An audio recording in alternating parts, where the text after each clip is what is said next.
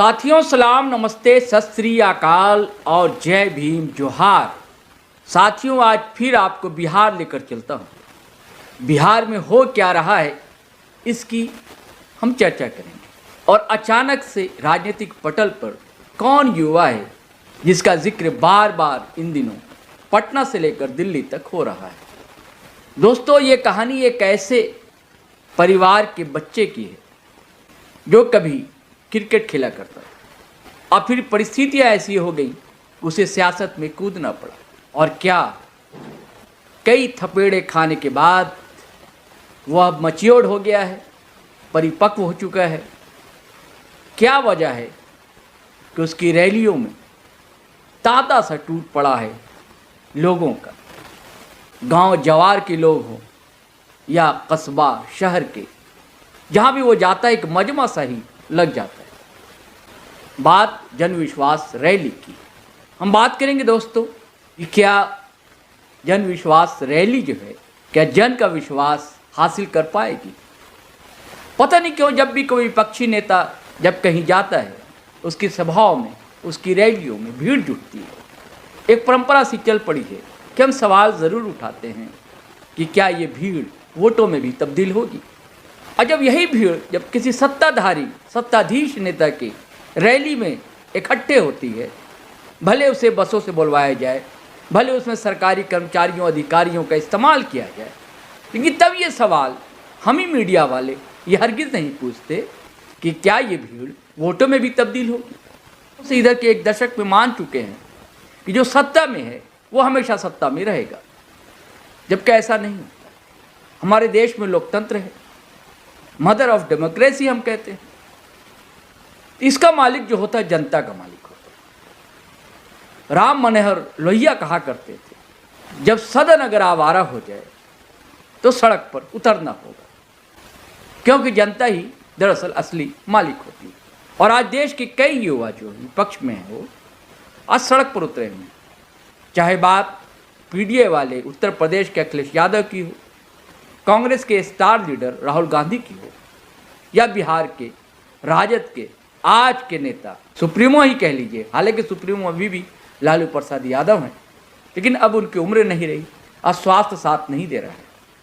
तेजस्वी यादव तेज़ी से उनका गिराव जो है तेजस्वी यादव का बढ़ रहा है, उसमें दिन दुगनी रात चौगनी इजाफा हो रहा है ये जनता के बीच। तो आज हम दोस्तों इसी पर ही चर्चा करेंगे कि क्या सच, मैं भी उसी सवाल पर चला आता हूँ कि क्या वोटों में भी ये तब्दील होगा या क्या तेजस्वी यादव एक मैच्योर्ड नेता के बतौर सामने आ रहे हैं। उनकी ज़बान देखिए, उनकी भाषा देखिए। मैं उनकी कुछ तकरीरों को भी आपको सुनवाऊंगा और भीड़ को ज़रूर दिखाऊंगा। ये भीड़ देखिए, चाहे दिन हो या रात, चाहे रात हो या भी रात, यानी कि रात के 8-10 बज रहे हों या रात के 2 बज रहे हों, भीड़ कहीं भी उनकी रैली में कम नहीं होती। और दिन के उजाले का तो कह नहीं क्या, लेकिन इस उजाले में उनकी बात कितने दिलों को घर कर पाती है, कितने दिलों तक पहुंच पाती है, वह अपनी बात कहाँ तक ले जाते हैं और क्या ये प्रभावकारी होगी या कुछ असर भी होगा। लेकिन साथियों इससे पहले एक गुजारिश है आपसे, हमारे यूट्यूब चैनल है जीटी रोड लाइव, उसे सब्सक्राइब कर लें आप ज़रूर से। और यदि फेसबुक पर देख रहे हैं तो फॉलो करना हरगिज़ ना भूलें। और हमारा वीडियो दोस्तों ज़रूर शेयर किया कीजिए, लाइक किया कीजिए और कमेंट ना भूलें आप करना। और अगर कुछ और चाहते हैं आप हमारा साथ देना इस सफ़र में, थोड़ी बहुत आर्थिक मदद कर सकते हैं। हमारा UPI नंबर है 8083557257। आप गूगल पे फ़ोन पे कर सकते हैं। तो चलिए साथियों हम बात शुरू करते हैं। बात यूँ है कि जब महागठबंधन की सरकार से नीतीश कुमार अलग हो गए और एनडीए में चले गए, जब विधानसभा में विश्वास मत हासिल करने का दिन था वह, और उस दिन जो भाषण दिया था तेजस्वी यादव ने बतौर प्रतिपक्ष नेता, 40 मिनट तक वो बोलते रहे थे। और संभवतः पहली बार ऐसा हुआ था कि बिहार विधानसभा में प्रतिपक्ष का नेता बोल रहा हो और किसी प्रकार का शोर शराबा नहीं होना। वो आहिस्ते आहिस्ते अपनी बात रख रहे थे और नीतीश कुमार को घेर भी रहे थे, लेकिन बहुत ही आदर सम्मान के साथ वो कह रहे थे चाचा चाचा चाचा, बार बार कह रहे थे। और ये भी कह रहे थे सम्मान है और सम्मान रहेगा, लेकिन चाचा आप ये कहते थे, चाचा आप वो कहते थे, ये सारी बातें। और सदन के बाहर भी जब मीडिया से रूबरू हुए थे तब भी उन्होंने कहा था कि हमारे गार्जियन हैं, अभिभावक हैं, चाचे हैं हमारे, कल भी सम्मान था, आज भी सम्मान है और कल भी सम्मान रहेगा। एक ऐसा नेता जिसके हाथ से अचानक सत्ता की थाली छीन ले गई हो, स्वाभाविक है चिड़चिड़ापन आ जाना, लेकिन ऐसा कोई भी संकेत उन्होंने अपनी तकरीर से जाहिर नहीं किया, न बताया और सारी बात कह गए। कोई जवाब नहीं था नीतीश कुमार के पास, वो चुपचाप सुनते रहे। और अभी भी वो जहाँ जा रहे हैं अपनी बातें रख रहे हैं, जब भी यही कह रहे हैं। तभी लग गया था कि बिहार को एक नेता मिल गया है तेजस्वी यादव के शक्ल में, वो युवा है, ऊर्जावान है। अब कई लोग कह रहे थे, पत्रकार कह रहे थे, राजनीतिक पंडित कह रहे थे कि बहुत ही शालीनतापूर्वक उन्होंने अपनी बात रखी। कई लोगों ने यहाँ तक कहा कि संसदीय इतिहास में ऐसा कम होता है कि विपक्ष का नेता जिसके हाथ से सत्ता चली जाए वो इतने प्यार से बात रखे, और सदन के बाहर भी। और उसके बाद आप देख ली, वो घबराए नहीं। जबकि इंडिया अलायंस से नीतीश कुमार का अलग हो जाना, गठबंधन से अलग हो जाना बड़ा घटक था। वो नेता थे सरकार में नीतीश कुमार, और ये घबराते नहीं हैं तेजस्वी यादव। और जन विश्वास रैली लेकर निकल जाते हैं। कहा जाता है कि जितने ज़िले हैं सभी जगह वह जा रहे हैं और जाएंगे। और उनकी सभाओं में, उनकी रैलियों में भीड़ देखिए आप, मजमा देखिए आप। कहते हैं ना कि तिल धरने की भी जगह नहीं है।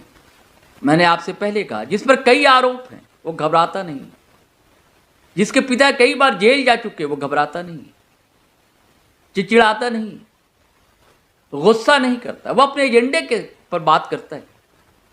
वो जातिगत जनगणना की बात करता है, सामाजिक न्याय की बात करता है, आर्थिक बराबरी की बात करता है, युवाओं को नौकरी देने की बात करता है।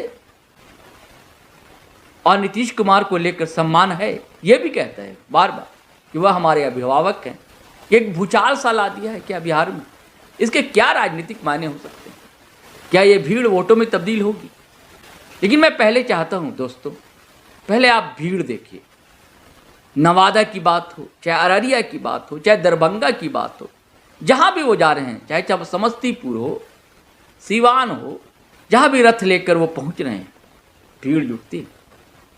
कहा जा रहा है कि 3 मार्च को महारैली होगी पटना के गांधी मैदान में, जिसमें राहुल गांधी भी शरीक होंगे। हो सकता है, मुझे लगता है कि ये इंडिया अलायंस की पहली रैली हो, क्योंकि लेफ्ट का धड़ा है, उसके नेता तो रहेंगे, राहुल गांधी भी रहेंगे जो बड़ी पार्टी है इंडिया अलायंस की, लालू प्रसाद रहेंगे ही। तब कितनी भीड़ जुटेगी आप अंदाज़ा लगा सकते हैं इन तस्वीरों को देखकर कि क्या होगा। वैसे भी आरजेडी जो है रैली और रैला को लेकर बहुत ही विख्यात रही है, बहुत ही मशहूर रही है। लेकिन 2 मार्च को, उससे पहले प्रधानमंत्री नरेंद्र मोदी की सभा है, यानी कि भाजपा की भी सभा है, और संभावना है कि नीतीश कुमार भी शामिल हो। ये सभा पहले औरंगाबाद में होनी थी, एक जगह और पीएम मोदी आएंगे, औरंगाबाद और किसी एक और जगह है, 2 जगह शायद 2 मार्च को उनकी रैली है। तब भी देखा जाएगा कि भीड़ कितनी आती। अरे वो स्वाभाविक है, हमारे पीएम हैं, प्रधानमंत्री हैं, हमारे देश के गार्जियन हैं। कई ऐसे लोग भी आते हैं जिनसे वैचारिक मतभेद हो, तब भी लोग सुनते हैं, आते हैं, प्रधानमंत्री हमारे हैं भाई, आना ही एक सम्मान है, एक मान रखना है, हमारा प्रधानमंत्री रखना भी चाहिए, हमारे देश के प्रधानमंत्री। लोग आते हैं, बहुत लोग आते हैं, बड़ी संख्या में मोदी की भीड़ में लोग आते हैं, शरीक होते हैं, सुनते हैं और जाते हैं। ये बात दीगर है कि तब हम जैसे मीडिया के साथी जो है, मीडिया से जुड़े लोग हैं, तब सवाल नहीं उठाते हैं कि क्या ये वोट में तब्दील होती है, क्या ये भीड़ या होगी क्या। अब सुनिए उन्होंने कहा क्या। आदरणीय नीतीश कुमार जी बुजुर्ग हैं, हमारे अभिभावक हैं, हम उनका सम्मान करते हैं। हम लोग गार्जियन के रूप में उनको समझते हैं, लेकिन आप लोग देखे होंगे कभी भी उनको जरूरत होती है हम लोगों की, यही ना बोल करके हम लोगों के पास आए थे कि भाजपा उनके पार्टी को तोड़ने का काम कर रहा है। फिर हम लोगों ने सहयोग किया। बिहार की सबसे बड़ी पार्टी होने के बावजूद भी एक बार नहीं दो बार 15 में हम लोगों ने मुख्यमंत्री बनाया। इस बार 22 में जब बीजेपी को छोड़ के आए फिर हम लोगों ने मुख्यमंत्री बनाया। अभी केवल मात्र 40 सीट था उनके पार्टी का, हम लोगों के पास 80 सीट, लेकिन उनको बनाया। और 2020 में जब हम कहते थे कि 10 लाख नौजवानों को सरकारी नौकरी देंगे, तो यही नीतीश कुमार जी हमारे चाचा क्या कहते थे कि कहां से आएगा पैसा, अपने बाप के पास से ला करके देगा पैसा। लेकिन फिर भी हम उनका सम्मान करते रहे, इज्जत करते रहे, और पता नहीं अचानक से बिना बताए आप जो है भाजपा में चले जाते हैं, तो कोई रीजन नहीं है। और जब तक स्थिरता नहीं रहेगी बिहार में सरकार में, तब तक विकास संभव नहीं है। नया बिहार बनाना है, आप लोगों की तरक्की हो, हमारी यही कामना है। अपने लिए हमको कुछ नहीं चाहिए। हम दो मुख्यमंत्री के बेटा हैं और नीतीश जी के भतीजा हैं, और 2 बार हम उप मुख्यमंत्री रह चुके, 2 बार नेता विरोधी दल है, दूसरा बार है। हमको अपने लिए कुछ नहीं चाहिए, लेकिन एक बात किसी से भी पूछेगा, इतना साल से नीतीश जी मुख्यमंत्री है, अब उनसे बिहार नहीं चलने वाला है। कोई विचारधारा होनी चाहिए, कोई सिद्धांत होनी चाहिए, नैतिकता होनी चाहिए। लेकिन आज ना उधर जाते हैं, उधर का लोग को कोसते हैं, इधर आते हैं, इधर का लोग को कोसते हैं। कुछ दिन पहले भाजपा वाला क्या कह रहा था नीतीश जी के बारे में? कौन उनके साथ खड़ा था? कौन खड़ा था उनके साथ?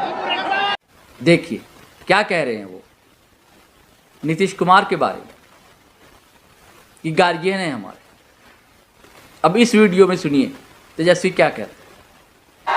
देखो, हम लोग नए सोच के हैं, नया बिहार बनाना है, और नए बिहार बनाने के साथ साथ हम लोग चाहते हैं कि कोसी हो, सीमांचल हो, जहां गरीबी सबसे ज्यादा बिहार में है, गरीबों को आगे बढ़ाने का काम करें। सामाजिक न्याय के साथ साथ आर्थिक न्याय भी हम लोग दें। आपका बेटा को 17 महीने उप मुख्यमंत्री बनने का मौका मिला, और उप मुख्यमंत्री बनते ही 5 लाख लोगों को सरकारी नौकरी और बहाली हम लोगों ने दिया। 17 महीने में जो काम हम लोगों ने किया, अति पिछड़ा भाई के लिए आरक्षण की सीमा 24% हम लोग बढ़ा दिए, पिछड़ों के लिए आरक्षण बढ़ाया, अति पिछड़ों के लिए आरक्षण बढ़ाया। हम लोगों ने दलित भाइयों का आरक्षण बढ़ाया, आदिवासी भाइयों का हमने आरक्षण बढ़ाया। हम लोग सबका सम्मान करते हैं, चाहे कोई जात के भाई हो, कोई धर्म के भाई हो, सबका सम्मान है। इसलिए आप लोगों के बीच आने का मौका मिला। सुपौल जो है समाजवादियों का घर रहा है, और हम लोगों को समाजवादियों का झंडा बुलंद करना है। सामाजिक न्याय की बातें कर रहे हैं, किसी की बुराई नहीं कर रहे हैं, अपना एजेंडा है, अपनी बातें रख रहे हैं। साथियों, तेजस्वी यादव को लेकर कई तरह की बातें कही जा रही हैं। कहा जा रहा है कि अब महागठबंधन का नेता कोई है तो तेजस्वी यादव, क्योंकि जब बिहार भारत जोड़ो यात्रा लेकर आए रोहतास ससराम आए राहुल गांधी तो तेजस्वी यादव मौजूद थे वहाँ। सभा को भी संबोधित किया था तेजस्वी यादव ने, और उसके बाद उनकी जीप भी ड्राइव की थी। देखिए, अब ये जो कहा सवाल उठ रहे हैं कि ये जो भीड़ दिख रही है आपको, चाहे गंगा इस पार की बात हो चाहे गंगा उस पार की बात हो, तो क्या ये वोटों में तब्दील होगी? आपको याद होगा विधानसभा चुनाव बिहार का पिछला, उसी विधानसभा चुनाव के बाद ये सरकार फॉर्म हुई थी। भाजपा के साथ नीतीश कुमार थे। जब फिर ये बात अलग है कि वो अलग हुए, फिर महागठबंधन में गए और फिर उसी जिसके साथ चुनाव लड़ा था एनडीए गठबंधन में नीतीश कुमार फिर चले आए। तब तेजस्वी यादव ने एक नारा दिया था, लिखाई पढ़ाई और दवाई। शिक्षा को लेकर आगे बढ़े थे और स्वास्थ्य को लेकर आगे बढ़े थे। आरजेडी के लोगों का कहना है कि उन्होंने जो समय मिला उसमें प्रयास भी किए उन्होंने, शिक्षा में सुधार के, नौकरियां देने में भी उनकी बड़ी भूमिका रही और जातिगत जनगणना में भी उनका रोल रहा है। तब भीड़ जुटती थी, आप देखते थे दिन भर में कितनी सभाएं तेजस्वी यादव करते थे और हर जगह भीड़ जुट रही थी और उसका असर भी पड़ा। सबसे बड़े राजनीतिक दल के रूप में राजद सामने आता है। आरोप है कि कुछ सीटों के साथ उसके रिजल्ट के साथ बेईमानी की गई, वरना सत्ता तो आ चुकी थी, आते आते रह गई। चलिए, जो भी बात रही हो, अब उस समय तो चंडीगढ़ जैसा कोई कैमरा वैमरा नहीं लगा हुआ था कि वो पता लग जाता है कि क्या सच बेईमानी हुई है, लेकिन सत्ता तो नहीं रही। लेकिन बड़े दल के रूप में आरजेडी सामने जरूर आई और उसी का कॉन्फिडेंस है दरअसल तेजस्वी यादव कि वो हाथ से सत्ता भी चली गई, नीतीश कुमार अलग हो गए, तभी वो घबराते नहीं हैं और जनता के बीच चले जाते हैं और अपनी बात रखते हैं और रणनीतियां भी जान रहे हैं। सर्कसबाज भी कम नहीं है। बताइए, तेजस्वी यादव पिता से सारे गुर जो है, टिप्स जो है वो लेते रहता है। अब इधर जो है एक से चीफ मिनिस्टर हैं बिहार में जीतन राम मांझी, उनका कुछ भी आना है और वही नैरेटिव, वही भाषा, वही लहजा तेजस्वी यादव अपनाने लगे और कहने लगे मांझी जी भी अभिभावक हैं, गार्जियन है, सही कह रहे हैं, गलत क्या कह रहे हैं। कई तरह की बातें हैं। ये बातें हैं कि भाई नीतीश कुमार जो हैं एनडीए में चले तो गए हैं, लेकिन वो कहते हैं ना कि कबाब की हड्डी ना निगलते बनती है ना ही उगलते बनती है। वही स्थिति अभी नीतीश कुमार के साथ हो गई। कुछ कह भी नहीं पा रहे हैं वो। उनको कितनी सीटें मिलेगी लोकसभा में ये भी नहीं कह पा रहे हैं। अपने शिक्षा सचिव को फटकार भी नहीं लगा पा रहे, उसे हटा भी नहीं पा रहे, उसका विरोध भी हो रहा। कोई भी कुछ बोल कर चला जा रहा। जीतन राम मांझी ने कह दिया कि भाई हमने ही आपको बनाया चीफ मिनिस्टर, अभी अगर हम 4 नहीं होते हमारे विधायक तो कैसे बनते। हिसाब बराबर। आपने कभी हमको चीफ मिनिस्टर बनाया था, हमने इस बार बना दिया। तेजस्वी की भी तारीफ करना नहीं चूकते और तेजस्वी भी जो है जीतन राम मांझी की तारीफ करना नहीं चूक रहे। कह रहे हैं कि जदयू में जो है उनके एक धड़े में जो कई तरह के कैकई हैं, आपस में लड़ रहे हैं। निर्णय कुछ और होता, कैकई कुछ और कराना चाहते हैं। अब कौन कैकई है, अब कितना नाम लिया जाए। लेकिन सारे दांव पेच मुझे लगता है तेजस्वी यादव समझ चुके हैं, जान चुके हैं। अब देखिए लोकसभा में इसका क्या असर पड़ेगा, कितने। अब यह नहीं कहा जा सकता है कि वो 20 के 20 लोकसभा सीट आरजेडी जीत जाएगी या एक भी नहीं सीट जीत पाएगी, ये भी नहीं कहा जा सकता। अब ये भी नहीं कहा जा सकता कि क्या विधानसभा चुनाव जो अगर 25 में होता है तो क्या बड़े दल के रूप में आरजेडी सामने आती है या भाजपा, ये भी समय ही बताएगा, भविष्य के गर्भ में। लेकिन ये भीड़ तो बहुत कुछ कह जाती है। ये ज़रूर कह जाती है कि उनका नेता जो है आज तेजस्वी यादव ही है, क्योंकि इस भीड़ में सिर्फ यादव समाज के लोग ही नहीं जुट रहे। जो और पिछड़ा वर्ग है, जो दलित है, महादलित है, वो भी आ रहा है इनकी सभाओं सुनने के लिए। उसके मन में भी कुछ ना कुछ चल रहा है। अब माइनॉरिटी जो है, अल्पसंख्यक, यानी कि सीधे सीधे कहा जाए तो मुसलमान का भी झुकाव तो पहले भी रहा है। लेकिन एक और बात मैं बता दूं, यह सिर्फ अब माई की बात नहीं करते भी तेजस्वी यादव, उन्होंने कहा माई तो है ही, हमारी पार्टी बाप की भी है। अब बाप को उन्होंने बताया है कि बहुजन, अगड़ा और पिछड़ा, ये सारी चीजें बाप यानी कि वही A to Z की पार्टी है। माई और बाप, इसके कई अर्थ हैं। माई यानी कि राबड़ी देवी की भी पार्टी है, बाप लालू प्रसाद के भी है। और अब्रीवेशन कीजिए तो सारे समाज, पूरे बहुजन को लेकर चल रहे हैं। अब वो बात भी करते हैं, सामाजिक न्याय की कर रहे हैं, आर्थिक बराबरी की करते हैं, आर्थिक हिस्सेदारी की कर रहे हैं। तो चलिए साथियों, आज इजाजत दीजिए। बस कहानी का सार अगर ये है कुछ, तो ये यही है कि तेजस्वी नेता बन चुका है। अब ये क्या तमाशा कर पाएंगे चुनावों में, ये देखना बाकी है। जय हिंद, जय भारत।